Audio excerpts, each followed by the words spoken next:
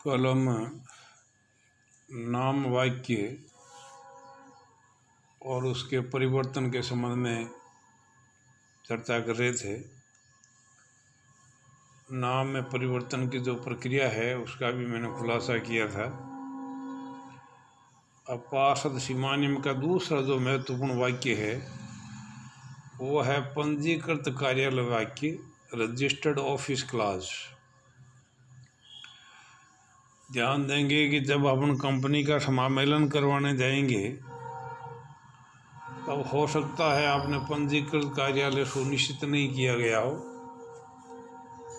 तब उस स्थिति में धारा 4 सबसेक्शन 1B के अनुसार आपको उस राज्य का नाम देना होगा जिस राज्य में पंजीकृत कार्यालय स्थापित करने की योजना है। Meaning thereby at the time of incorporation यदि नाम नहीं भी दिया है तब भी उस राज्य का नाम उल्लेख करना होगा जहाँ पर पंजीकृत कार्यालय स्थापित किया जाएगा। लेकिन उस दौरान भी धारा 7 सबसेक्शन 1D के अनुसार आपको कोई न कोई करस्पॉन्डेंस हेतु, पत्राचार हेतु एड्रेस देना होगा जहाँ पर सूचना प्रेषित की जा सकती है या जहाँ से सूचना प्रेषित की जा सकती है। जैसे ही कंपनी का समामेलन होगा अगले 30 दिनों में पंजीकृत कार्यालय की सूचना अनिवार्य रूप से रजिस्ट्रार को प्रस्तुत भी करनी पड़ेगी और उस पंजीकृत कार्यालय का प्रमाणन भी करवाना होगा। ध्यान देंगे कि वो जो प्रमाणन होगा वो फॉर्म INC 22 के अंदर प्रिंटेड जो फॉर्म होगा उसके माध्यम से पंजीकृत कार्यालय का प्रमाणन किया जाएगा। अब कार्यालय वाक्य के अंदर साधारण सी बातें हैं, इन बातों को आप विशेष ध्यान रखेंगे। जिसमें पहला पॉइंट है नाम एवं पंजीकृत कार्यालय का प्रकाशन। जिस जगह पर पंजीकृत कार्यालय स्थापित होगा, ये कॉमन सेंस की बात है, उसका नाम बिल्कुल जो है वो कारोबार जहाँ किया जा रहा है उसके बाहर उसका जो है वो प्रकाशन करना होगा। इसके साथ साथ में यदि आपने कॉमन सील का उपयोग किया है तो उस सील के ऊपर भी नाम और एड्रेस एनग्रेव्ड खुदा हुआ होगा।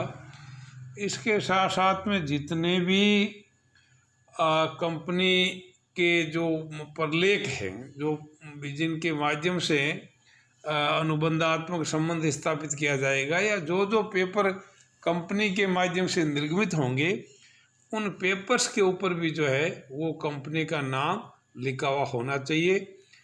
और यदि मान लीजिए नाम में परिवर्तन किया है तो अगले 2 वर्षों तक जो है वो नए नाम के साथ में पुराना नाम भी अटैच रहेगा ताकि ये जानकारी हो कि ये कंपनी वही है और उसके अंदर परिवर्तन किया गया है। तो 4 बातें हो गई।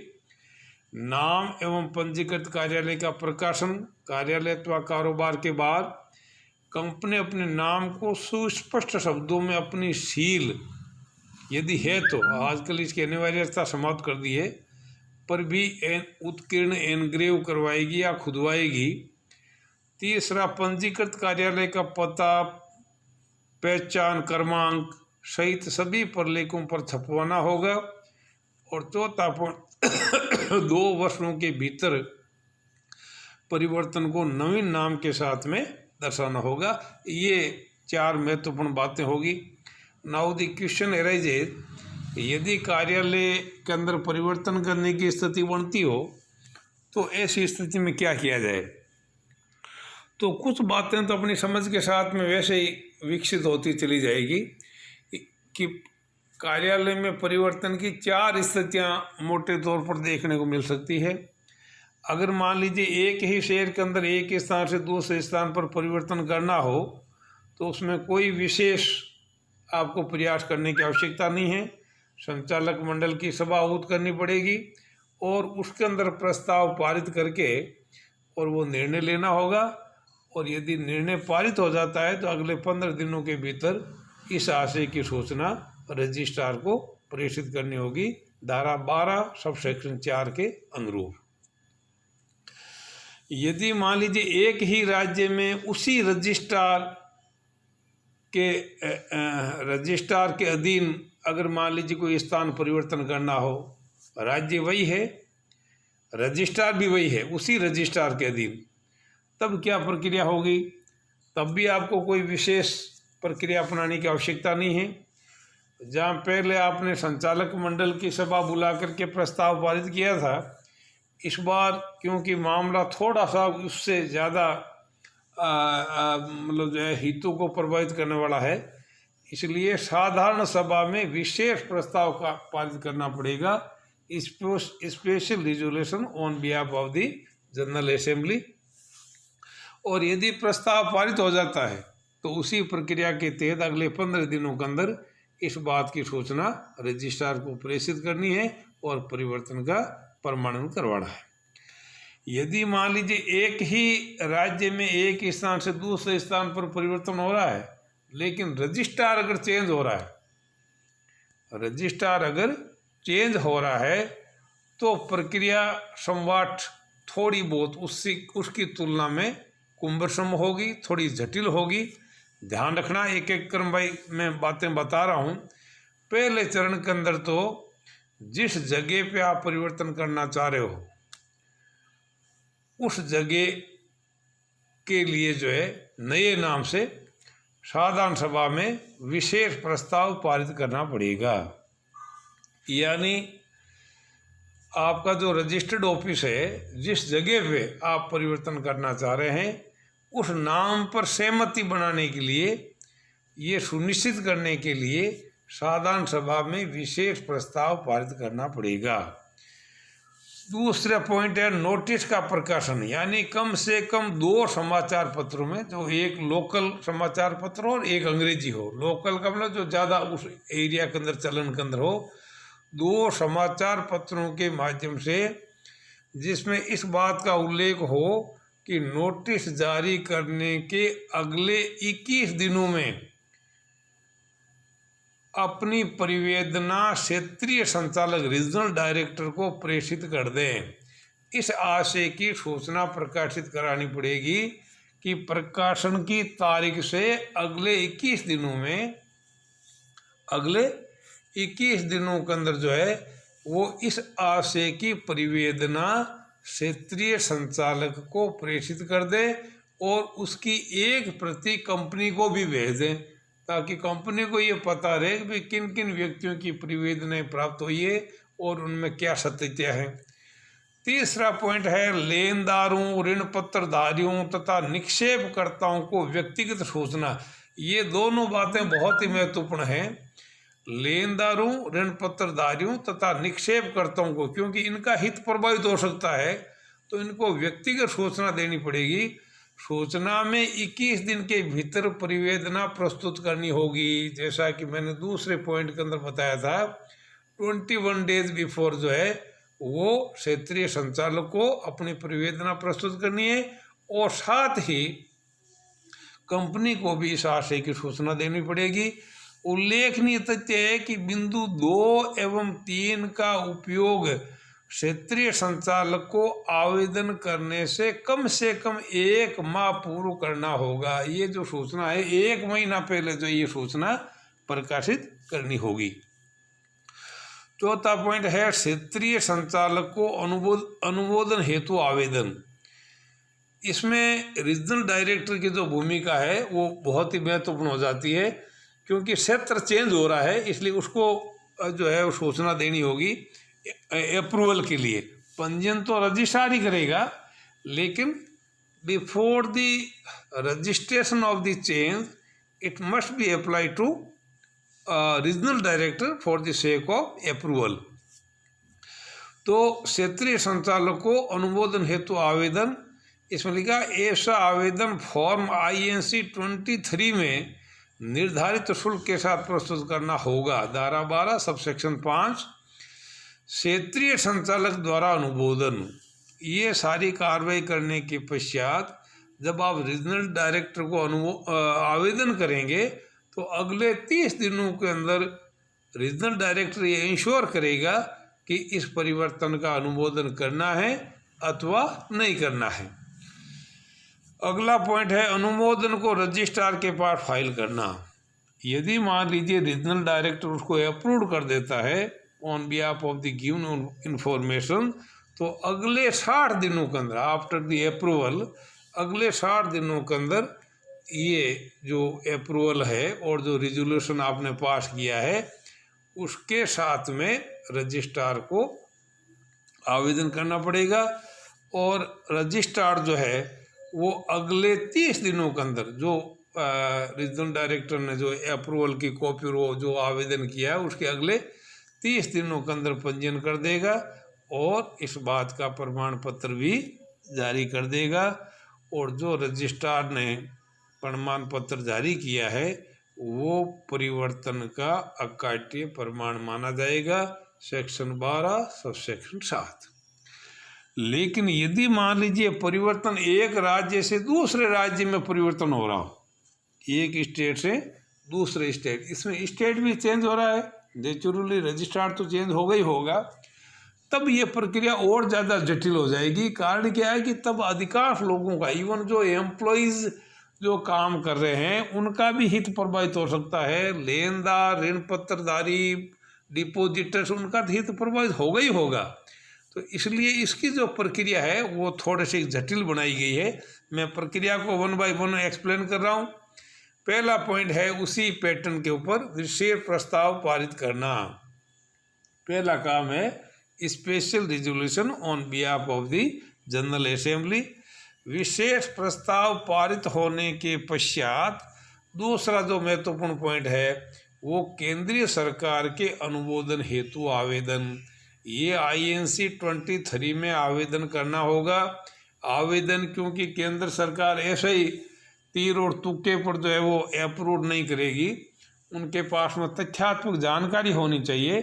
तो आप जब आवेदन पत्र प्रस्तुत करें तब उसके साथ में निम्नांकित कागज आपको साथ में संलग्न करने हैं, जैसे पार्षद सीमा नियम और अंतर्नियम की प्रति। इसी तरीके से आपने ऊपर जो है सेक्शन 13 के तहत जो आपने विशेष प्रस्ताव पारित किया है उसकी प्रति। इसके साथ साथ में साधारण सभा के अंदर आपने क्या क्या निर्णय लिए हैं उसकी मिनट्स भी इसके साथ में लगानी होगी। और चौथी महत्वपूर्ण बात है कि आवेदन पर आपत्ति करने के हकदार, लेनदारों, ऋण पत्रधारियों आदि की सूचना भी इसके साथ में संलग्न करनी होगी। संचालक मंडल के प्रस्ताव की प्रति भी साथ में प्रेषित करनी है।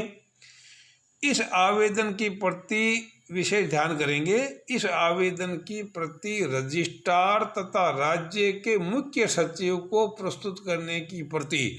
यानी जब ये आवेदन गवर्नमेंट को किया जाएगा तब इसके साथ में इस बात की जानकारी भी देनी होगी कि हमने रजिस्ट्रार को और राज्य के मुख्य सचिव को इस आशय की सूचना प्रेषित कर दी है। नेक्स्ट पॉइंट है लेनदारों तथा ऋण पत्रधारियों की सूची के साथ में शपथ पत्र। अब जब आप सरकार को आवेदन करेंगे तो उस आवेदन के अंदर जो है केवल सूचना देना ही पर्याप्त नहीं है, आप उनकी सूची के साथ में ये घोषणा भी करनी पड़ेगी, जो एक सेक्रेटरी के द्वारा हो सकती है या कम से कम 2 संचालकों के द्वारा हस्ताक्षरित घोषणा होनी चाहिए। और उसमें ये इस बात का उल्लेख होगा कि ये जो हम जो सूची प्रेषित की जा रही है जिसमें किसके प्रति कितना दायित्व है इस बात की भी हम घोषणा कर रहे हैं। और हम ये शपथ पत्र बयान करते हैं कि इससे भिन्न किसी प्रकार का कोई दायित्व नहीं है। इसके साथ साथ में मैंने आपको पहले ही बताया कि इसमें कर्मचारियों का हित भी प्रभावित हो सकता है, तो इस बात की भी घोषणा करनी पड़ेगी, संचालकों के द्वारा शपथ पत्र देना पड़ेगा कि स्थानांतरण से किसी भी कर्मचारी की छंटनी नहीं की जाएगी। कोई भी कर्मचारी जो संस्था के अंदर बने रहना चाहता है उनके हितों पर किसी प्रकार की कोई आंच नहीं आएगी। इसके साथ साथ में रजिस्ट्रार तथा राज्य के मुख्य सचिव को आवेदन की प्रति प्रस्तुत करना। जो आवेदन पत्र हमने सरकार को अप्रूवल के लिए दिया है उसकी प्रति मैंने आपको बताया रजिस्ट्रार और राज्य के मुख्य सचिव को भी देनी होगी, ताकि उनको भी इस बात की जानकारी रहे कि ये परिवर्तन एक राज्य से दूसरे राज्य को किया जा रहा है। इसी तरीके से छठा पॉइंट है पंजीकृत कार्यालय पर लेनदारों की सूची रखना एवं उसका निरीक्षण सुलभ करवाना। ये विशेष ध्यान रखने योग्य बात है कि ये कंपनी की जिम्मेदारी है कि पंजीकृत कार्यालय पर यदि कोई व्यक्ति ये देखना चाहें कि भाई वास्तव में किस किस तरह की लेनदारियाँ हैं और क्या स्थिति है, तो वो सूचना भी सूचनार्थ वहाँ जो है वो रखनी पड़ेगी। इसी तरह से आवेदन पत्र का विज्ञापन केंद्र सरकार द्वारा सुनवाई प्रारंभ करने के कम से कम 14 दिन पूर्व, क्योंकि कोई भी आदमी केंद्र सरकार के अंदर मान लीजिए अपनी प्रतिवेदन प्रस्तुत करना चाहें तो कम से कम 14 दिन पूर्व जो है वो निर्धारित प्रारूप में 2 समाचार पत्रों में विज्ञापन देना होगा कि जो कोई भी व्यक्ति अपनी प्रतिवेदन प्रस्तुत करना चाहें वो केंद्र सरकार को प्रस्तुत कर सकता है। 8वां पॉइंट है निम्नांकित में से प्रत्येक को सूचना देना। केंद्र सरकार द्वारा सुनवाई प्रारंभ होने के कम से कम 14 दिन पूर्व व्यक्ति से सूचना, एक तो हो गई अखबार समाचार पत्रों के माध्यम से, और इनको तो व्यक्तिगत रूप से ये सूचना प्रकाशित करनी पड़ेगी कि यदि आपको किसी भी प्रकार की कोई प्रतिवेदन है, कोई समस्या है, तो आप प्रत्यक्षतः केंद्र सरकार को अपना आवेदन पत्र प्रस्तुत कर सकते हैं। उनमें किन किन को सूचना देनी है? प्रत्येक लेनदार को, प्रत्येक ऋण पत्रधारी को, ऐसी सूचीबद्ध कंपनी, यदि मान लीजिए सेबी के अंदर, स्टॉक एक्सचेंज के अंदर अगर लिस्टेड कंपनी है तो सेबी को भी इस बात की सूचना प्रेषित करनी होगी। 9वां पॉइंट है प्राप्त आपत्तियों की प्रति भेजना। प्राप्त आपत्तियों की प्रति भेजना, ये जो आपत्तियां हैं ये जो लास्ट डेट दे रखी है उसके पूर्व या उस दिन कभी भी भेजी जा सकती है, सेक्शन 30 सबसेक्शन 7। और ये सारी सूचनाएं संकलित करने के पश्चात 9 आवेदन पत्र पर जो है वो गुणा अवगुण के बारे में केंद्र सरकार को सुनवाई करनी है। केंद्रीय सरकार यदि उचित मानती है, किसी का कोई हित प्रभावित नहीं हो रहा है, तो अगले 60 दिनों के अंदर जो है सुनवाई के अंतिम तिथि के अगले 60 दिनों के अंदर जो है वो ये इसका जो है वो परिवर्तन का आदेश जारी कर देगी। यदि कंपनी के विरुद्ध जांच चल रही हो तो केंद्रीय सरकार आवेदन पर विचार नहीं करेगी। यदि किसी तरह की पहले से कोई हियरिंग चल रही है तो इस बात की जो है वो पड़ताल नहीं करेगी और वो सीधा आवेदन को निरस्त कर देगी। नेक्स्ट पॉइंट है रजिस्ट्रार के पास पर लेख फाइल करना।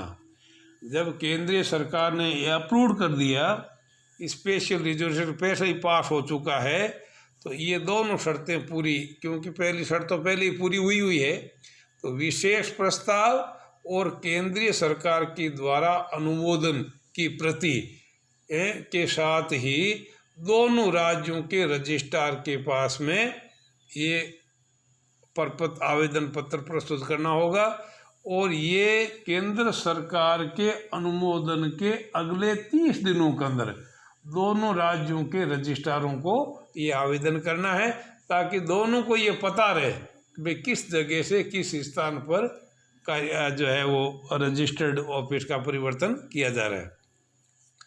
आदेश का पंजीयन, दोनों ही राज्यों के रजिस्ट्रार परिवर्तन के अनुमोदन का आदेश का पंजीयन करेंगे।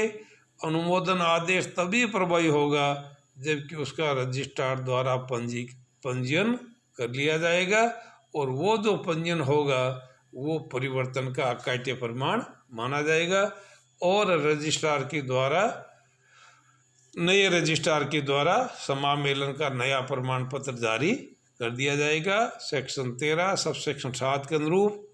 और उसके पश्चात कार्यालय के स्थानांतरण की सूचना एवं उसका प्रमाणन, स्थानांतरण के 15 दिनों के भीतर स्थान परिवर्तन करने की सूचना दी जाएगी तथा अपने पंजीकृत कार्यालय के प्रमाणन के प्रलेख रजिस्ट्रार को प्रस्तुत कर दिए जाएंगे।